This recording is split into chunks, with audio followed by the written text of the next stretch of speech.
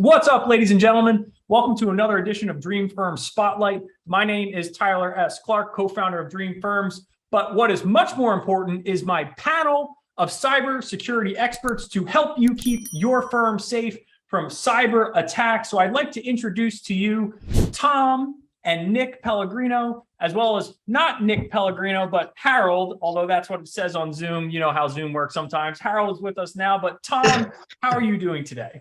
I'm doing great, Tyler. How are you doing? Fantastic. And Nick, you doing well as well? Yeah, I'm doing awesome. Thank you. And Harold, you hanging in there, buddy? Yeah, no complaints. Excellent. So look, I wanted to bring us all together here. Tom, of course, you and your firm are one of our incredibly successful clients. We're not here to talk about the level of success that you've had, but one of the cool things about your accounting firm is the fact that you've always taken cybersecurity so seriously. And on top of that, recognize that this could be another type of business opportunity that could work really well in this digital age. And as your accounting firm became much more a part of the 21st century. So help us walk through a little bit of that mindset shift that you had that just said, you know, we've got to take this more seriously. And then tell us a little bit about how you got started with the business opportunity. Sure. So our accounting firm opened 31 years ago. Harold became my partner 25 years ago. Harold was actually a computer teacher at Kaiser College nearby, as well as a CPA. So our natural progression was for our firm to be fairly secure. As things degraded on the internet and continue to degrade, our security became more and more of an issue. We set up tracking to see how many times we were attacked during the week, and things of that nature. And so we found out that CPAs are really like one of the top 3 targets for cyber hackers, because we have so much data. We have name, address, social security number for not our 200 or 300 or 500 1040s, but also the spouse, the kids, and so on. So it just became very important for us to secure our system as well as we could. That led to Harold really revamping our entire system, and then expanding his knowledge to now where he's one of the top cybersecurity experts, probably in the United States. He's been asked to speak at multiple conferences. He's been doing that for about 20 years.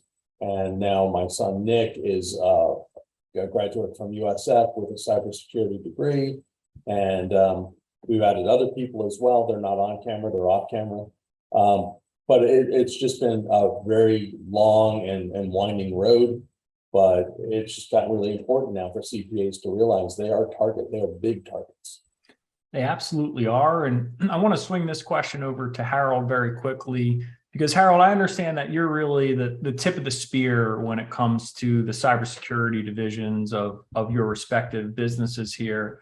And so Harold, help me to understand, and this has been a burning question, and I know that you guys work closely with law firms and of course the small business community at large, but why does it feel like it's so hard for people to take cybersecurity seriously until it's too late? What is the disconnect between, I know this is important, but maybe tomorrow?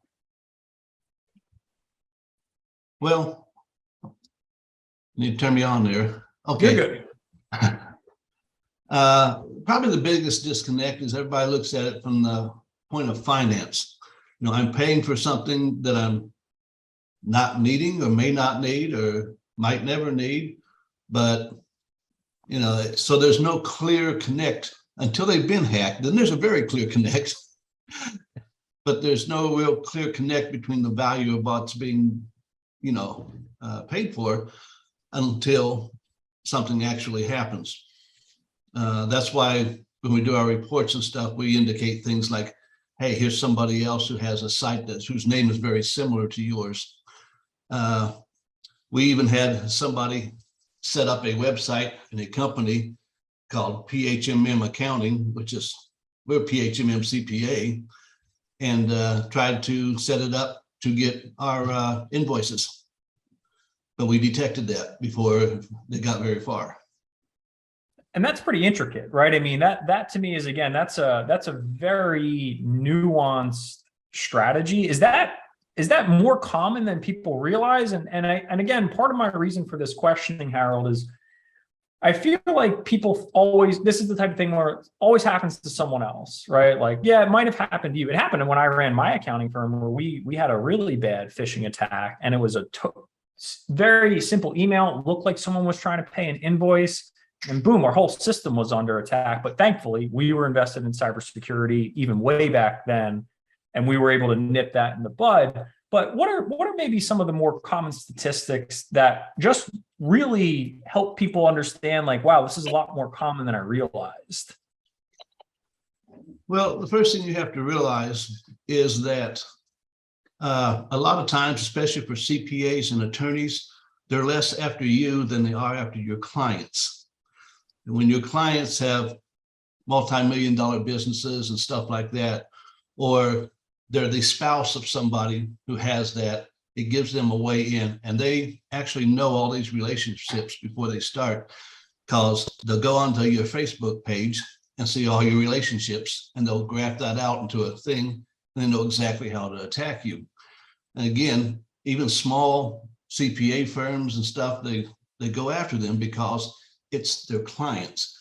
And in a CPA firm or an accounting firm, they're trying to keep from being detected because you're a constant source of stuff, places to attack.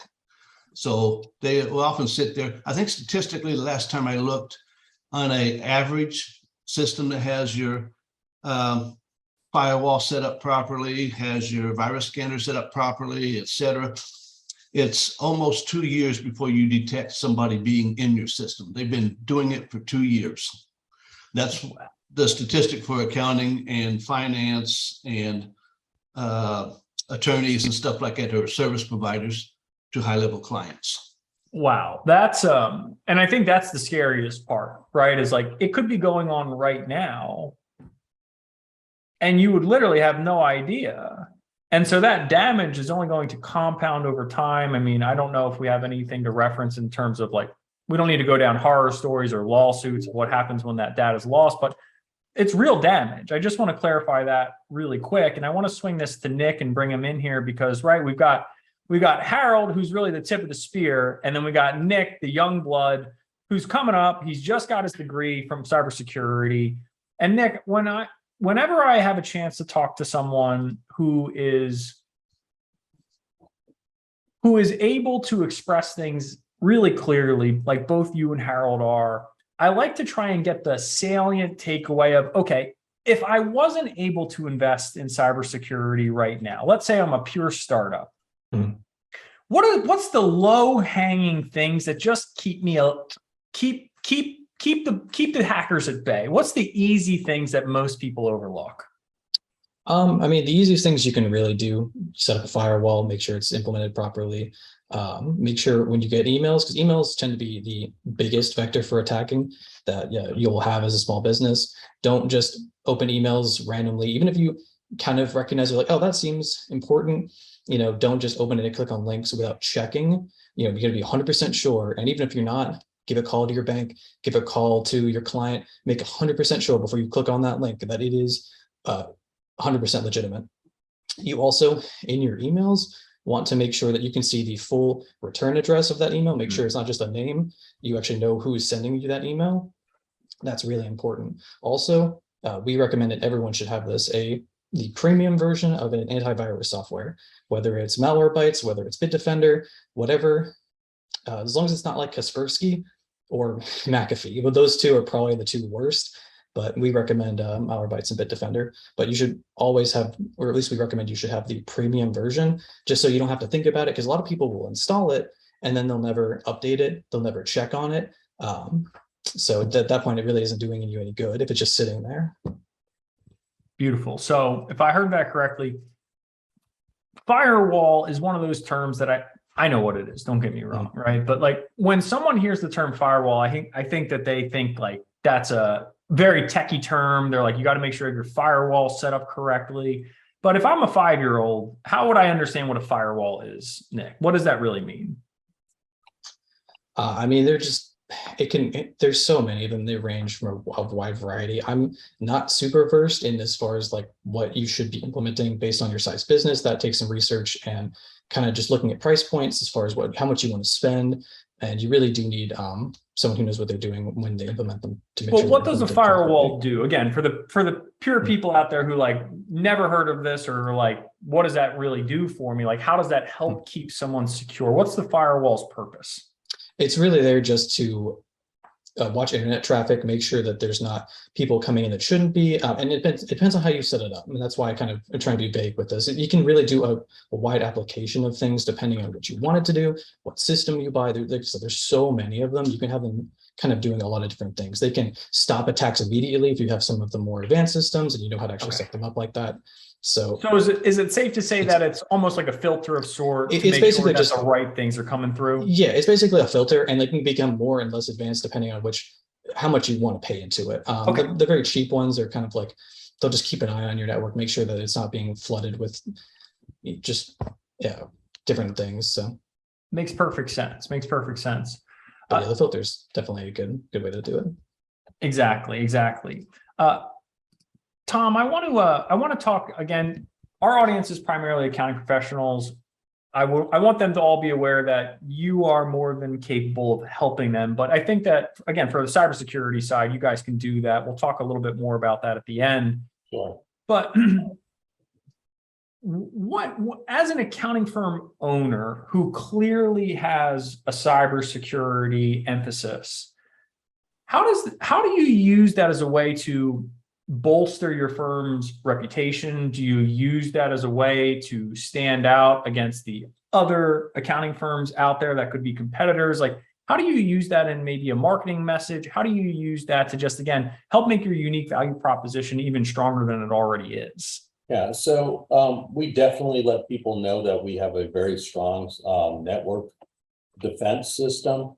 The way I usually present it is that our security is at least as strong as most banks, which really surprises people because they're not, and their old accounting firm never mentioned cybersecurity, but we let everybody know that their system or their data is as safe as we can make it.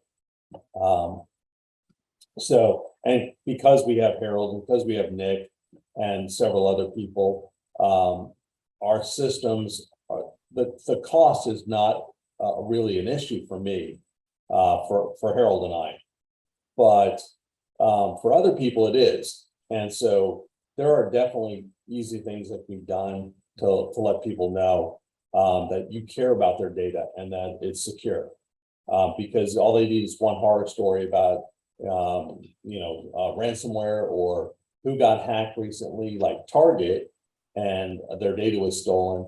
So they don't want their data disappearing from their local CPA firm.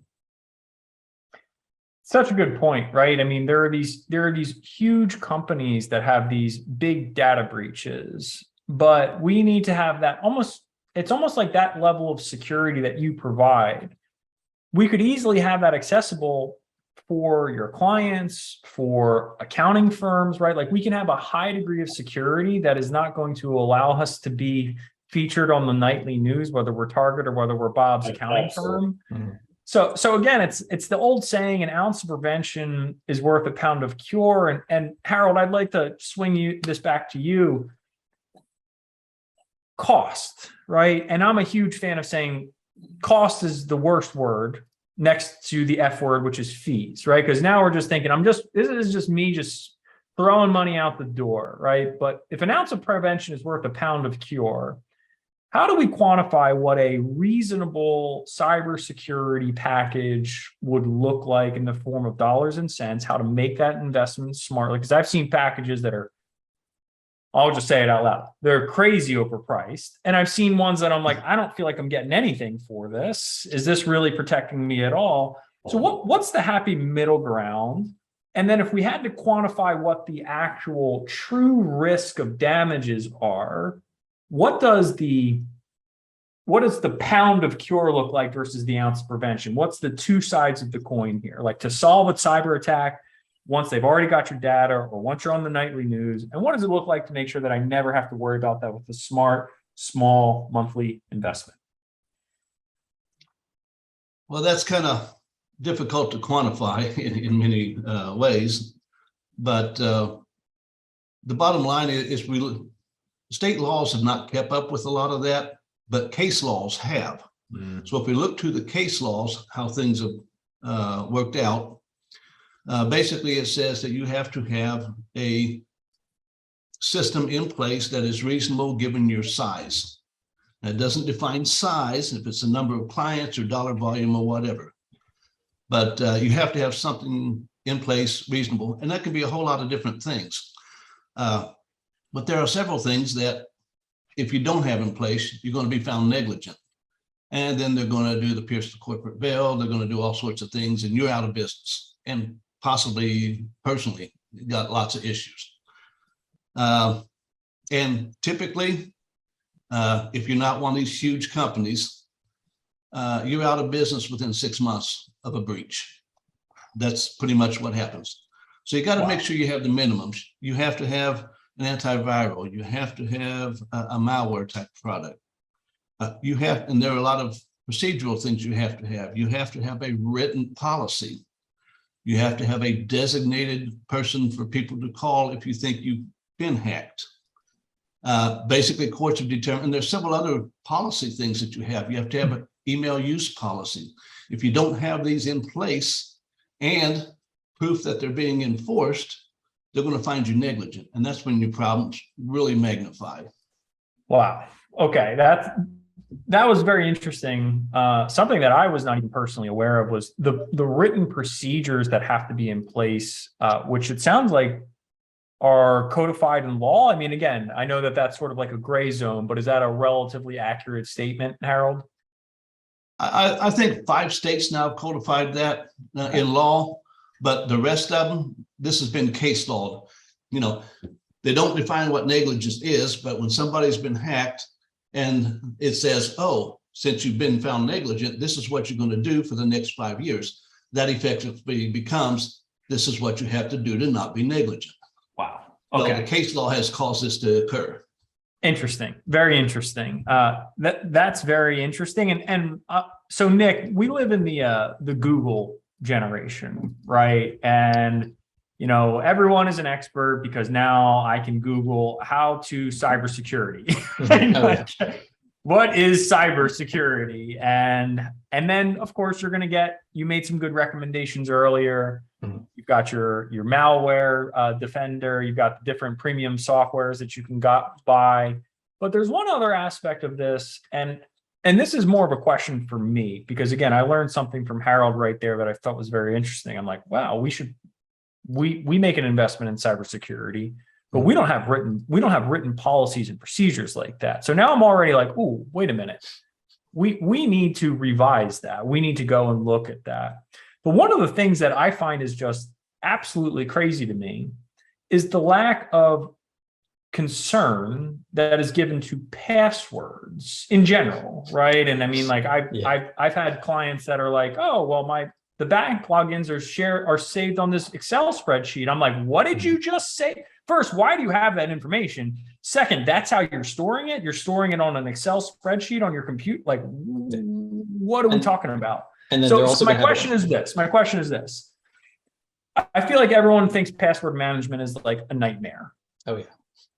What is the meaningful solution that you have found that is either cost affordable, doesn't make me want to rip my hair out? Like, what are you guys finding as a good password management solution? So there are definitely several on the market that are worthwhile, that work. The one that we have implemented that I have found works the best for us is, it used to be called Blur, BLUR, and they have just like changed, or they have just merged with another company, and they are now called IronVest. It is a browser add-in, and it's a password manager. And what it works like any other password manager. You know, you go to a site, you enter your username and password, it'll ask, hey, do you want to save this? You save it, you're all done. It also has some other features to it. But the cool thing about IronVest now is it will encrypt your logins and passwords to and from the program to while it's auto adding them into little inboxes. And a lot of other programs don't do that. This is the one that we found, and it is very, very secure. It's really quite great for what it does. And there is two versions. There's a free version. There's also a premium version as well. The free version, it manages your passwords. It'll create email accounts for you if you need to make a fake email if you're logging into a news site or some other website you really don't want to enter your personal email address into, because it's just going to get full of spam. So that's a really nice feature of it as well. And then the premium version does some other little things for you, like it will encrypt your credit card if you need to make online purchases. So it really is kind of an all-encompassing, just a nice little program. It does a lot. It's very, very slick. What was the name one more time? Because the audio cut out for half a second. Okay. This one, it used to be called Blur. It is now called Iron Vest. Iron Vest, like a V-E-S-T? V-E-S-T, yep.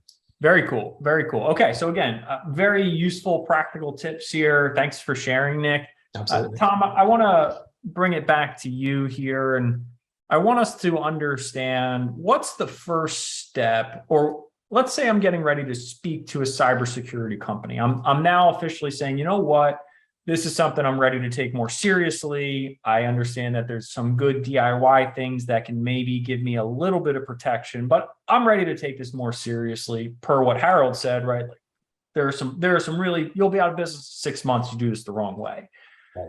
So when I'm getting ready to speak to a cybersecurity company, what should I expect in terms of that initial conversation? What should I expect in terms of maybe an intro service that could be really beneficial? And you guys offer a lot of this, so you guys have firsthand experience, but what should they expect?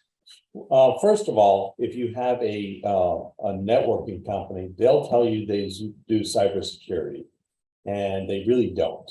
They do a few things. They'll do your firewall. They'll put in a malware type program, but that's about it. That's like putting up the walls and leaving the windows and doors out. So, having a good, strong network is the first step, but that's where most network companies stop, and they think, oh, we've got this covered. We've done everything we're supposed to. You want to look at, when you have a cybersecurity company, the conversation should be something like, hey, what all do you provide that would make sense for us? And we have a beginning program, which is about $150 a month.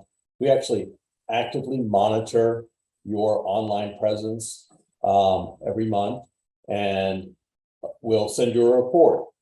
We'll show you subdomains that are not procured by your company. We'll show you websites that you can easily pick up so nobody can steal a website that's very similar to you. Little things that you can do to protect yourself. One of the cybersecurity breaches we had, one of our clients is a law firm. Somebody in Europe created a similar site with a similar email address and had already breached his system, started emailing his clients asking for money. Well, because we were monitoring them, we caught that. We were able to hire a private investigation firm in Europe. They tracked the guy down and got him arrested, got the site taken down. So we don't look for just traffic coming into your network. We look for things that are out on the internet that may be very similar to what you have. And that's kind of the difference. So you want somebody who's really going to look outward bound, not just inward, for your protection. Well, that's pretty crazy that you guys managed to do, like, what are you, like Interpol, being able to cross borders and enforce some justice? That's super cool. What an awesome story. I have one other kind of follow-up question to this, because that's very, very, very interesting. But I remember one of our conversations, Tom, and it was something that I just thought was very interesting. And I know it was more on the law side, but again, accounting, law, I feel like we can easily apply a lot of these situations in a very similar way. You had mentioned something that was referred to as, I believe, a penetration test, which is saying, like, how secure is your system? Is that one of the first steps that someone would really want to be able to go through? That, if you really want to know how secure your network is, absolutely. We do offer packages that include 2 penetration tests per year. They're not cost prohibitive. I think the cost for that and the monitoring and some other features we offer is about $500 a month, which is not horribly expensive. We'll penetration test your network twice a month, depending on the size of the network, obviously. But if you're a fairly small firm, we will penetration test you twice a month, and we'll tell you how many different ways we could get in and what they were, and show you how to close them up. We'll work with your networking company to get those items closed up. We are not a networking company, and we're not there to make the networking companies look bad. We're there to enhance their services. And so we work with quite a few networking companies in Sarasota, our area, and all statewide, to just find ways that people could get into your system very easily. Other things we'll do also is send out emails about different techniques that are being used. Like recently, there was a DocuSign was being forged, and those were all coming out of Brazil. I remember. Law firms, accounting firms, please sign. Well, there's a very easy way to tell whether a DocuSign document is legitimate. You take the license number at the bottom and you plug it into DocuSign. Go to the DocuSign website, plug it in. They'll tell you whether it's a real document or not. But who's actually doing that, right? Like, I mean, again, this is why like knowledge is always going to be one of the best counter defenses, whatever you want to call it, that you possibly have. Absolutely. It's, you know, how good is our system? How well are our people trained? How well do we have our system, our rules documented? And then keeping informed as to what the latest scams are. And those four things will really keep your system much more secure than the low-hanging fruit that's out there. Believe me, if they can't get in your system in about 5 minutes, they'll move on because they can get into somebody else's system in about 5 minutes. Well said. And I think again we can start to close out a little bit on that note. I don't want us to go too long, but here's the crux of this for everybody. Okay, Tom runs an accounting firm. He also runs a cybersecurity firm. Okay, so he knows hands-on exactly what everybody here would possibly need. He knows how to make it affordable for the business. He knows how to make sure that, again, you get what you need so that you're not the person that they move on to and they go, oh, this is the easy target I've been looking for. The last two were a little difficult because they were working with Tom. So again, you can get secure and you can protect yourself. And so what we're going to do is we're going to drop a link down below, both in just floating around here. Please, if you are ready to take cybersecurity seriously, I want you to know that you should be able to speak with experts like Harold, Tom, and Nick to secure you. But before we close out, I just want to check. Tom, do you have anything else that you'd like to share with our audience before we part ways? Yeah, absolutely. You know, being a CPA and dealing with CPA firms, we understand how, you know, especially when you're a small startup firm, things can be a little tight, things can be a little rough. Obviously, please get a hold of us. We'd love to just chat with you for even 15 minutes, half an hour. Even if we don't do anything together, we can give you some pointers and get you started so that as your level grows, we can be there to help. Also, cybersecurity insurance is very important. We do review policies and let you know whether those policies are going to make sense or not. So, excellent. Yeah, so those are two basic things. Have a conversation with us. You don't have to buy anything. Have a conversation with us. 2, get a cybersecurity policy. That will help you immensely if you do have a breach.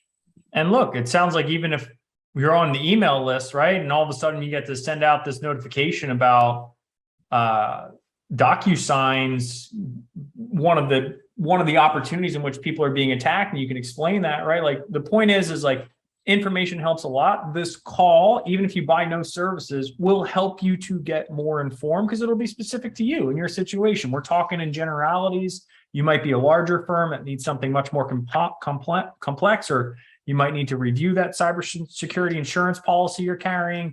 So again, key here is let's get you connected with experts and then ultimately get the one-on-one attention you need. Nick, anything that you want to say before we close out here? No, I don't think so, not particularly. Okay. Harold, you got any last minute knowledge bombs for us, my friend. I don't know about knowledge bombs, but I had to laugh when you said something about Interpol. They don't call that Interpol anymore. It's Europol. And yes, I am associated with them and the FBI and the NSA and Secret Service. So I All work right. with all. I got to stay on your good side then. Yeah, there you go. There are several things that don't cost anything you really need to look at and get done. Get your policies done in place. There's some basic things that don't cost anything for your email that needs to be in place, and some other things. So even I know all y'all take credit cards. You should get a statement from your credit card processor that they're in PCI DSS compliance. If you don't have that and they get hacked, you're part of the lawsuit. Hey, Harold, can you put that in the chat, please? Huh? Can you put that, what you just said in the chat so people Okay, can sure. grab it? That should work. Awesome. Well, listen, I just want to say thank you so much for taking time out of your day to just, again, help keep people safe in this wild west of online chaos that we all have to work through and deal with. And it's been an absolute pleasure. Again, we will send out an email that will have a link to be able to book a call directly with Tom or Harold and their team so that you guys can get some one-on-one attention, potentially look at what pricing would look like to stay super secure, or maybe just have a conversation to get a little bit more secure on your terms. So thank you so much, gentlemen. This has been an absolute pleasure. I cannot thank you enough.